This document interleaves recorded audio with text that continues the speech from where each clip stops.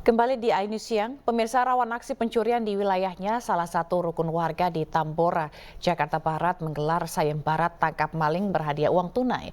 Untuk memenangkan hadiah, peserta harus menyertakan pelaku hingga saksi.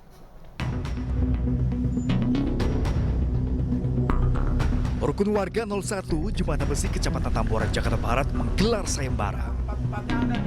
Barang siapa yang berhasil menangkap maling mendapatkan hadiah uang tunai dari ratusan ribu rupiah hingga jutaan rupiah.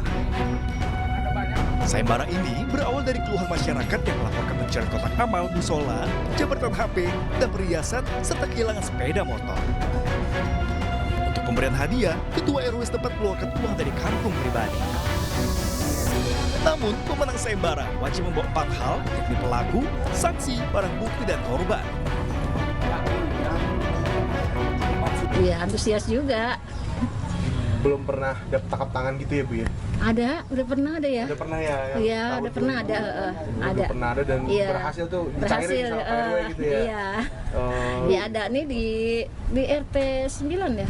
Semenjak program manfaat ini dicetuskan dan sempat viral di beberapa media sosial, saya akan bertanggung jawab siapapun yang tangkap tangan, jambret, maling kotak amal atau curas dan curanmor, tangkap tangan dengan 4 kriteria, ada barang bukti, saksi, korban, dan pelaku, bawa ke saya bayar. Nanti pakai di pribadi, Pak ya? Pribadi, uangnya pribadi. Sejak dipasangi spanduk pengumuman di setiap sudut lingkungan RW 01, hanya satu sayembara yang berhasil dimenangkan. Dan warga di sekitar antusias untuk mengikuti sayembara. Dari Jakarta, Tirta Ugani, iNews melaporkan. Densus 88 anti teror menggerebek terduga teroris di perumahan Bunga Tanjung, Jeding, Junrejo, Kota Batu. Dan 3 orang diamankan dalam penggerebekan ini.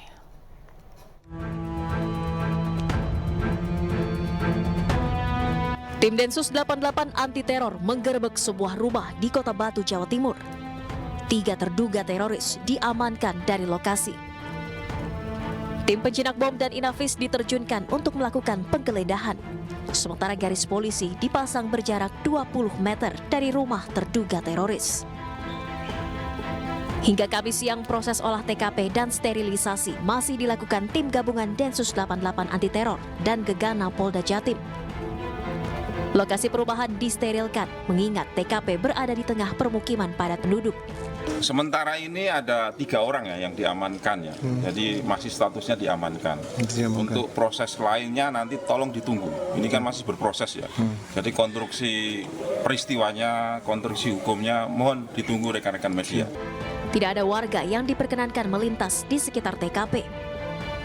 Hingga kini belum ada keterangan dari pihak kepolisian siapa identitas 3 terduga teroris yang diamankan. Dari Batu, Jawa Timur, Denny Irwansyah, iNews melaporkan. Dan untuk mengetahui informasi terkini, kita bergabung dengan rekan Denny Irwansyah di rumah terduga teroris di Kota Batu, Jawa Timur. Selamat siang, Denny. Pasca penggerebekan terduga teroris, apakah ada olah TKP lanjutan di sana?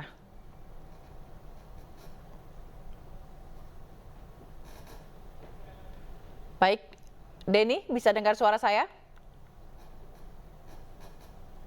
Baik Pak, di depan rumah, jelas. Saat ini saya tepat berada di depan rumah terduga teroris yang kemarin sempat terjadi penggerbekan dan olah TKP oleh Densus 88. Bisa saya tunjukkan seperti ini kondisinya. Memang di sini perumahan yang cukup padat, namun seperti ini, kebanyakan adalah dijadikan homestay, tempat wisata. Karena dekat dengan tempat wisata, jadi tidak semuanya di sini adalah warga Zila. Dan untuk siang ini sudah terlihat sepi, tidak ada lagi olah TKP lanjutan karena menurut Kabid Dumas, interogasi dan pengembangan akan dilanjutkan di Jakarta. Demikian Zila. Oke, baik. Lalu apakah identitas terduga teroris ini sudah diketahui, Denny?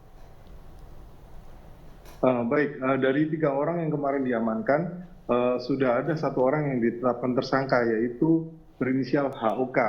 Itu usianya 19 tahun, statusnya pelajar, dan dari dalam rumah ini kemarin ditemukan banyak bahan-bahan peledak yang sudah siap dirakit untuk menjadi bom. Bahkan ada casing bom, juga perlengkapan seperti jarum, kemudian peluru gotri itu semua ditemukan dari sini.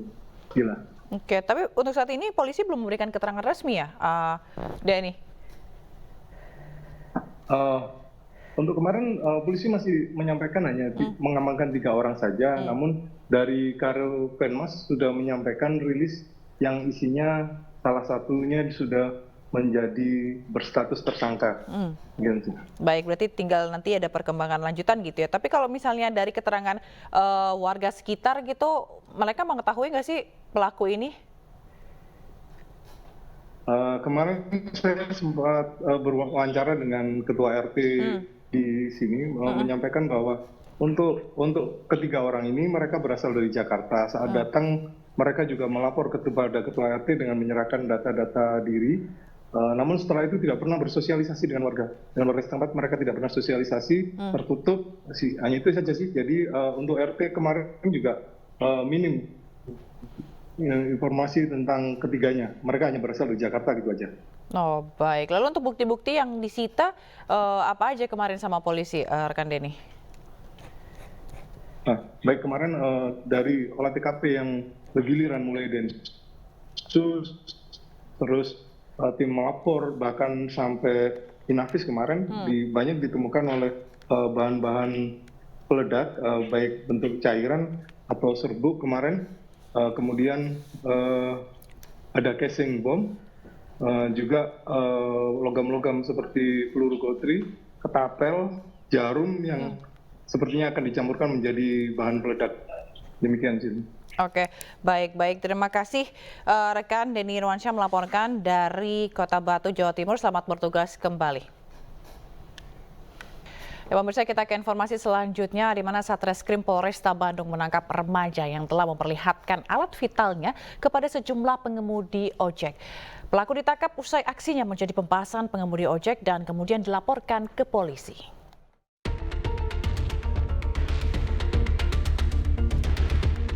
Remaja berinisial RJK usia 19 tahun digiring ke Mapolresta Bandung setelah petugas Satreskrim Polresta Bandung menangkapnya di rumahnya di Desa Cikadut, Kecamatan Cimenyan, Kabupaten Bandung, Jawa Barat. Tersangka diringkus petugas setelah ada laporan dari pengemudi ojek online. Jika setiap mengirim pesanan ke rumah pelaku, pelaku menerima pesanan tanpa menggunakan busana dan memperlihatkan kemaluannya. Telah mengirimkan pesanan layanan antar berupa makanan kepada pemesan, namun pada saat yang memesan ini mengambil itu tidak mengenakan pakaian. Pelaku melakukan aksinya sudah 3 kali kepada pengemudi ojek online sejak bulan Mei hingga Juli dan menjadi pembahasan pengemudi ojek online lainnya. Aksi eksibisionis tersangka dilaporkan ke polisi setelah ada salah satu pengemudi ojek online memfoto pelaku saat mengambil pesanan. Ada kepuasan tersendiri ketika yang bersangkutan bisa memperlihatkan keseluruhan tubuhnya ke luar, ya. Terlepas dilihat atau tidak, jalan-jalan depan publik dengan tidak mengenakan pakaian itu sudah kepuasan. Atas perbuatannya, tersangka dijerat Undang-Undang Pornografi dan terancam hukuman 10 tahun penjara. Masih terkait konten pornografi, pemirsa, demi saweran penonton, seorang ibu rumah tangga di Sukabumi, Jawa Barat membuat siaran langsung bermuatan konten porno di sebuah aplikasi khusus dewasa. Dan dari aksi pornografinya itu, pelaku mendapatkan uang sebesar 10 juta rupiah dalam setiap bulannya.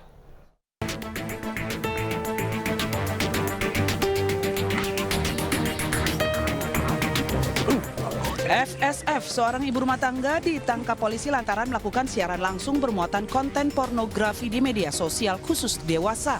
Pelaku yang berperan sebagai model adegan pornografi diringkus polisi di rumah kontrakannya di wilayah Gunung Puyuh, Kota Sukabumi, Jawa Barat. Selain FSF, polisi juga meringkus YPP dan AB yang berperan sebagai admin dan agen yang melakukan perekrutan terhadap para pemeran.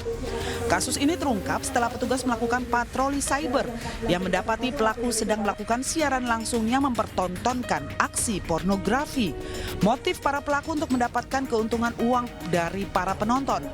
Selama setahun beraksi ini, setiap bulannya pelaku mendapat uang sebesar 10 juta rupiah.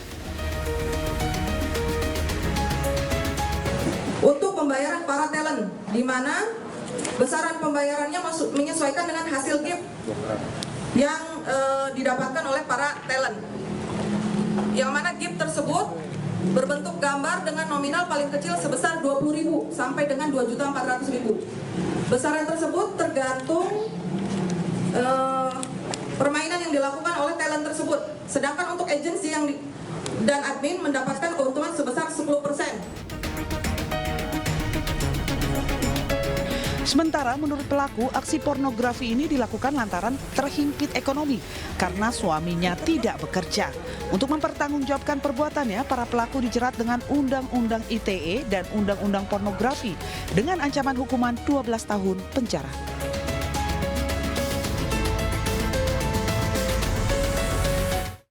Untuk membahas fenomena ini sudah bergabung bersama kami sosiolog dari UNJ Yuanita Aprilandini. Selamat siang Bu Yuanita. Siang Mbak. Apa kabar Bu? Alhamdulillah baik. Sehat Semangat. ya Bu ya? Alhamdulillah. Bu, ini kalau kita lihat gitu ya fenomena-fenomena kayak gini tuh apa sih Bu penyebabnya sebenarnya? Ya, jadi kalau yang pertama ya saya lebih lihat perilaku ini lebih personal ya sifatnya ya untuk kasus yang pertama. Jadi eksibisionis itu semacam kelainan seksual ya atau seksual deviance ya. Nah ini bisa terpicu beberapa faktor gitu ya. Misalnya yang pertama dia memang ingin libidonya naik ya gitu. Jadi memang ini kan tidak ya disebut menyimpang karena kan tidak normal ya. Kalau kita malu tidak menggunakan pakaian di ruang publik, dia justru terangsang kan gitu. Jadi disebut memang sexual deviance. Nah, tapi memang ada banyak faktor selain internal juga ada eksternal ya, tingkat stres, depresi dan sebagainya itu juga mempengaruhi. Nah, kemudian kalau yang kedua saya lihat lebih motif ekonomi ya, Mbak ya, yang ibu-ibu rumah tangga ini ya, karena memang tekanan ekonomi ya, suaminya tadi diinfokan tidak bekerja, kemudian punya anak 3 ya, kalau misalnya kita lihat case-nya. Ini kan luar biasa ya, bisa keterpaksaan juga gitu. Jadi belum tentu perilaku menyimpang atau misalnya seksual menyimpang untuk kasus itu. Oke, karena ada 2 kasus yang akan kita bahas, mungkin lebih fokusnya kita akan bahas satu persatu dulu ya Bu ya, kayak kasus si konten pornografi ini yang direkam gitu ya. Tapi apakah karena mungkin didukungnya dengan era digital yang dan memudahkan akses pornografi gitu, terus ekonomi juga gitu kan, dia dapat 10 juta gitu setiap bulannya, ini juga mempengaruhi gitu Bu untuk dia berbuat seperti itu? Ya, karena memang saat ini mencari uang itu kan tidak harus di dunia nyata ya, tapi juga bisa basisnya kan dunia virtual ya atau maya ya. Nah, media sosial ini memang memudahkan gitu ya orang untuk mencari pekerjaan ya, yaitu pornografi digital ya, membuat konten-konten dan sebagainya yang memang ini cara cepat ya untuk mencari pendapatan ya, apalagi nih ibu rumah tangga ya. Jadi dia memang butuh ya untuk pendapatan keluarganya. Oke, tapi kalau yang kayak gini tuh bisa disembuhin nggak sih Bu? Maksudnya bisa diperbaiki nggak sih? Ya, nah ini biasanya kita mencari trigger factornya ya. Jadi kalau trigger factor atau faktor pencetusnya itu sudah hilang, perilaku ini juga akan hilang. Kalau tadi kan misalnya motif ekonomi ya itu mungkin lebih mudah ketika suaminya bekerja atau dia mendapatkan pekerjaan yang layak gitu ya, dia akan menghindari gitu untuk terjun lagi di dalam bisnis pornografi kan gitu. Tapi mungkin ya memang yang pertama ini ya karena kelainan seksual gitu ya, sexual deviance ini memang treatmentnya khusus ya, karena memang perasaan terangsang dan libidonya itu naik karena memang dia di ruang publik gitu ininya ya, terpapar eksibisionisnya itu seperti itu. Kalau si eksibisionis ini kan katanya dia setelah dia melakukan dia share Bu di grup yang memang khusus pelaku-pelaku eksibisionis ini. Ini sesuatu hal yang mengkhawatirkan nggak sih Bu? Nah ini karena memang media sosial yang membuat gaung ini 1000 kali lebih mudah ya dan 1000 kali lebih luas persebarannya. Kalau dulu kan nggak ada medsos ini kan konteksnya itu lokal. Jadi hanya eksibisionis yang terjadi pada saat itu dan di wilayah itu. Tapi kemudian kalau misalnya di-share ya melalui digital ya memang tersebar kemana-mana. Apalagi kalau punya komunitas yang khusus ya.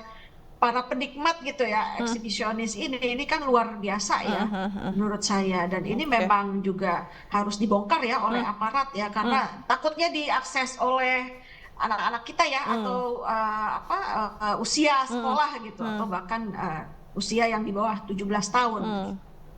Iya, bahkan kalau kita lihat maksudnya kasus-kasus serupa eksibisionis biasanya gitu ya Bu ya, mayoritas mereka akan menunjukkan alat kelaminnya itu dengan tadi Ibu bilang meningkatkan gairahnya gitu ya, itu kan kepada lawan jenis. Nah ini kan kepada pengemudi ojek online yang notabene rata-rata pengemudi ojek online itu juga yang mengantarkan pesanan ini laki-laki gitu Bu. Apakah ini juga bentuk dari penyimpangan seksual ini atau berhubungan juga dengan orientasi seksualnya? Ya, ini juga berhubungan dengan orientasi seksual ya. Jadi memang mereka ini memang penyuka sesama jenis plus eksibis gitu ya. Jadi ada dua tuh di situ ya. Jadi sesama jenis dan eksibisionis ya. Kemudian punya komunitasnya basisnya digital, saling share konten gitu ya. Nah ini kan memang harus dibongkar sih menurut saya ya karena memang ini meresahkan ya gitu, meresahkan sekali karena nanti dianggap ini sesuatu hal yang wajar, itu yang tidak kita inginkan ya, jadi normalisasi gitu. Padahal ini kan menyimpang. Iya. Belum lagi kalau yang korbannya nggak bisa terima, maksudnya yang mereka terkena dampak gitu dari psikologi. Tapi Bu, kalau misalnya dari yang tadi kita bahas dan juga tadi hal-hal yang terjadi, apa sih yang harus dilakukan oleh pemerintah atau kepolisian dalam hal ini? Mungkin ditelusuri dulu ya linknya ini, kepolisian ini kan ada cybercrime ya. Mungkin juga berjejaring dengan Dekominfo ya, memban ya atau misalnya menutup ya kanal-kanal yang terindikasi ya menyimpang ya secara seksual dan juga orientasi seksual. Karena kalau tidak ya itu tadi terpaparnya ini begitu luas ya kalau kita bicara media sosial ya, itu bisa sampai segmentasinya anak-anak ini yang tidak kita inginkan ya, seperti itu. Apalagi mereka dalam masa mudah menyerap gitu ya Bu ya, berarti patroli cybernya juga harus ditingkatkan gitu ya, dan semoga tidak ada lagi kasus-kasus seperti ini. Terima kasih Ibu Yuwanita telah bergabung bersama kami. Salam sehat selalu Bu, sampai jumpa.